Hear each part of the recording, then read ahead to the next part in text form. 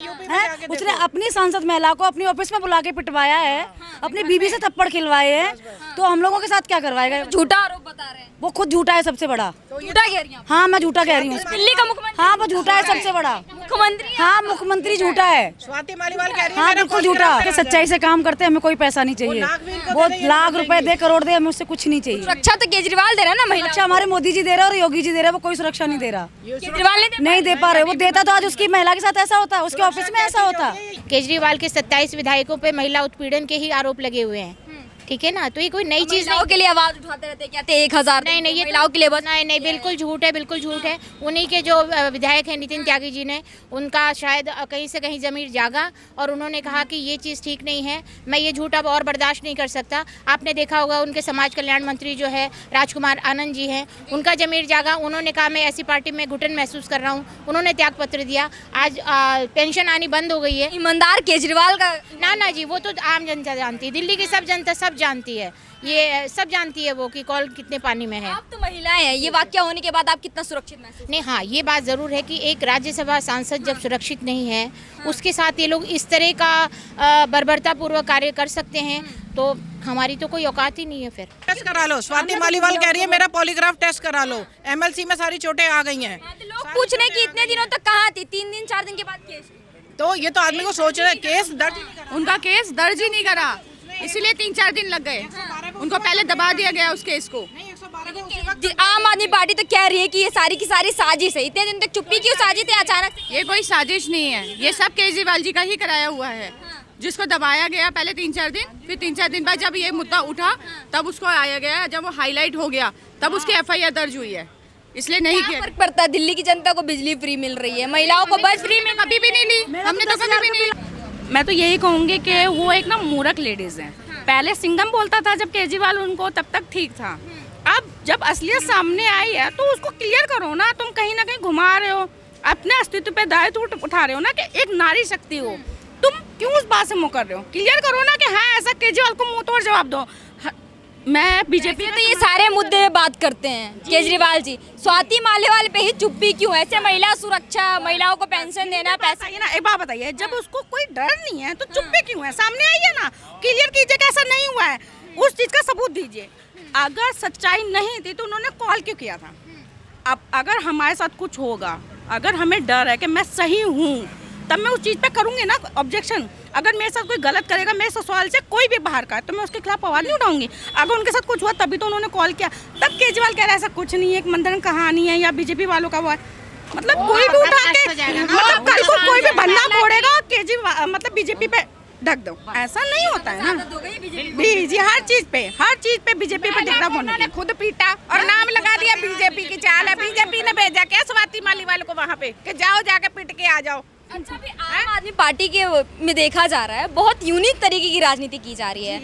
आपके नेता ही कंप्लेन करते हैं, आपके नेता ही गवाही करते हैं, आपके नेता ही मारते हैं, मतलब सब आपके नेता ही कर रहे हैं, फिर भी मुकरा जा रहा है आपके नेताओं की तरफ से। क्यों? समझी नहीं मैं आपकी मैं कह रही हूँ आपके नेता ने गवाही देने को तैयार हुए कि ये मामला हुआ था स्वाति मालीवाल, उन्होंने कंप्लेन भी करी थी, उन लोगों ने ही मारा भी था, और फिर केजरीवाल जी मुकर रहे हैं कि हुआ ही नहीं था। उन्हीं के घर पे सब कुछ हुआ है। वो अपनी संसद महिला की जो है सुरक्षा नहीं कर सकते, तो हमारी सुरक्षा कहाँ करेंगे? अब उसको धक्का मार के बीजेपी ने भाई जो केजरीवाल कह दे वही सही, ना खाता ना भाई, जो केजरीवाल कह दे वही सही। दिल्ली की जनता मानती है इस पर? पूरी तरह से तैयार है। इस बार ऐसा धोएगी दिल्ली की जनता कि दिन में मुंगेरी लाल को हसीन सपने दिखाई देंगे। जोड़ के आएंगे तो कहेंगे कि माफ कर दिया। नहीं माफ कर दिया, अभी देखते रहिए आप। 4 जून का रिजल्ट आ जाने दीजिए। 4 जून से पहले दिल्ली की तिहाड़ यात्रा 2 जून को इन्हें अंदर खुशखबरी मिल जाएगी कि 7 सीट पर क्लीन स्वीप। कह रहे हैं कि मुझे प्रधानमंत्री नहीं बनना, मैं तो बस आम आदमी हूँ, आम आदमी की तरह आम आदमियों का। यही इमोशनली ब्लैक इसी तरह आम आदमी है। जब से वो आया चप्पलों में आया था। आम आदमी पार्टी था ना, तो खांसी का इलाज करने क्यों गया था भाई? तूने यहाँ के अस्पताल सारे बंद हो गए। आदमी 40 करोड़ के पर्दे नहीं लगाते हैं। पिछवाड़े धोने के लिए रिमोट वाले सिस्टम का वो सीट नहीं यूज करते हैं। आम आदमी की तरह होता है। दिल्ली में बुजुर्गों की पेंशन बंद कर दी उसने, विधवाओं महिलाओं की पेंशन बंद कर दी, राशन कार्ड नहीं बन रहे हैं। सारे लोग इतने परेशान है ना कि अगर वो वास्तव में आ जाए ना, महिला चिल्ला के महिला के बिल्कुल विधवा पेंशन बिल्कुल बंद है दिल्ली के अंदर। तुम्हारे राशन कार्ड बंद हैं, बुढ़ापे की पेंशन भी 3-3 4-4 महीने पेंशन नहीं आती है, पहले की भी बंदी हुई है वो लोगों की। तो बताइए किस चीज़ के लिए वो महिला सुरक्षा कर रहा है? कहाँ महिला सुरक्षा दे रहा है? हम लोग रात को अब अपने आप को सुरक्षित महसूस नहीं करते, नहीं करते बिल्कुल भी। निकलने में भी डर लगता है अकेले कि पता नहीं कब कहाँ। कानून व्यवस्था में बिल्कुल भी नहीं है, केजरीवाल की कानून व्यवस्था पे बिल्कुल विश्वास नहीं है हमें, क्योंकि वो कभी भी कुछ भी कर सकता है, कुछ भी कर सकता है। जब अपनी महिला सांसद को पिटवा सकता है तो हमारे साथ तो कुछ भी हो सकता है। महिला सांसद को पिटवाया तो क्या हुआ, अपनी पत्नी को खड़ा तो किया ना। तो इसीलिए तो उसने पिटवाया है उसको, अपनी पत्नी को प्रधानमंत्री बनाना, मुख्यमंत्री बनाना चाहता है, इसलिए तो पिटवाया है, कहीं स्वाति मालीवाल बन ना जाए। हाँ, क्या कह रही मैं? दूसरी राबड़ी बनाना चाहता है दिल्ली में वो। दूसरी राबड़ी? बिल्कुल, जैसे लालू यादव गए राबड़ी को पैदा कर गए, वैसे ही वो जेल गए, अपनी सुनीता केजरीवाल को खड़ा करना चाहता है। मतलब दिल्ली में भी दूसरी राबड़ी तैयार। ऐसा नहीं लग रहा महिला शक्तिकरण को आगे? नहीं, हमें नहीं चाहिए भाई ऐसी, नहीं हमें नहीं चाहिए। हम तो चाहते हैं कि ऐसी कोई मतलब मुख्यमंत्री आए जो देश के साथ साथ, दिल्ली के साथ साथ महिला की भी सुरक्षा का भरोसा दे हम लोग। ऐसा नहीं लग रहा मैम आपको कि बीवी को आगे कर रहे हैं कि महिलाओं को आगे कर रहे हैं? नहीं, महिलाओं को आगे नहीं कर रहे हैं, वो ढाल ले रहे हैं, बीजेपी की ढाल ले रहे हैं इस टाइम पे अपने आप को सुरक्षित महसूस करने के लिए। लेकिन दिल्ली की जनता जानती है कि केजरीवाल महिलाओं के कभी नहीं थे। अगर ऐसा होता तो 27 विधायक उनके महिला उत्पीड़न के मामले में उन पर आरोप नहीं लगे होते। ठीक है, अब तो सांसद को भी उन्होंने एक हिसाब से समाज के सामने आईना दिखा दिया कि हमारे यहाँ सांसद की भी कोई वैल्यू नहीं है महिलाओं की।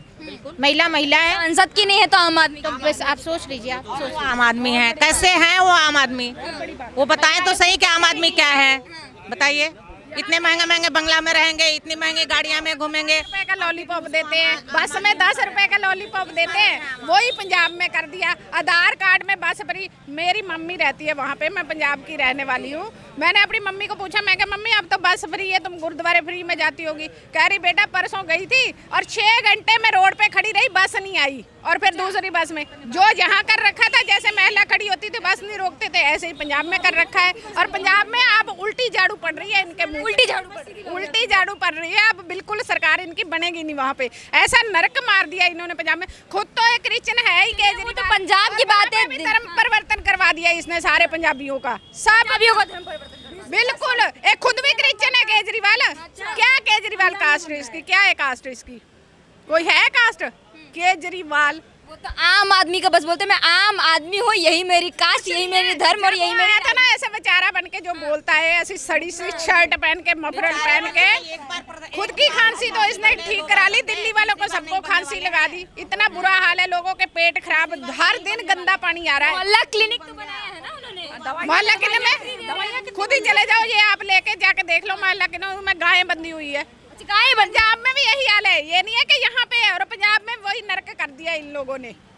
और थोड़ा सा एक सरदार ही बेवकूफ़ है जो समझ नहीं पा रहे कि बीजेपी ही पंजाब का सुधार कर सकती है और कोई नहीं। मोदी जी ने सिखों के पगड़ी को भी सम्मान दिया है।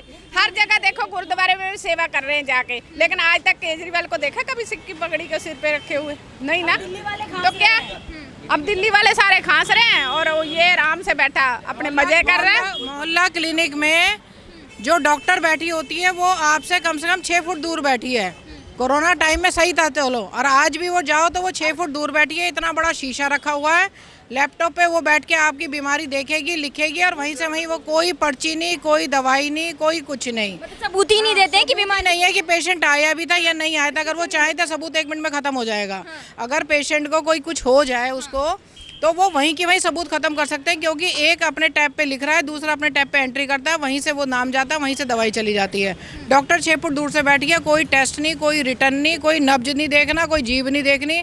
तो ऐसा कैसा मोहल्ला क्लिनिक? तो दवाइयाँ सही है कि नहीं, ये भी डाउट है। आप कहीं नहीं क्लेम ही नहीं कर सकते कि मैं मोहल्ला क्लिनिक में आई थी और मुझे ये दवाई नुकसान दे गई है। फिर फायदा क्या मोहल्ला क्लिनिक के नाम पे फ्रॉड कितना बड़ा पकड़ा गया था, आपने देखा था। जब से पहचान पत्र लगाना शुरू हुआ, जब से 90% एकदम सेल गिर गई। अखबार में पढ़ते हो ना, 90% उसकी जो थी रिकॉर्ड खत्म हो गया, क्योंकि सारा झूठ चल रहा है। बिजली फ्री दे रहे हैं महिलाओं के लिए, बस फ्री कर दिए, 1000 रुपए की बात करिए, यही सम्मान। नहीं, बिल्कुल ये फ्री की व्यवस्था ही ऐसी है कि जो देश को गड्ढे में ले जाती है। कहीं भी देख लीजिए, पिछले चुनाव में भी जो है राहुल गांधी ने ये बात कही थी कि भाई मैं तो 76,000 रुपये दूंगा हर व्यक्ति को। क्या जीत गए? क्या कांग्रेस के 50 सीटें नहीं आई इनकी।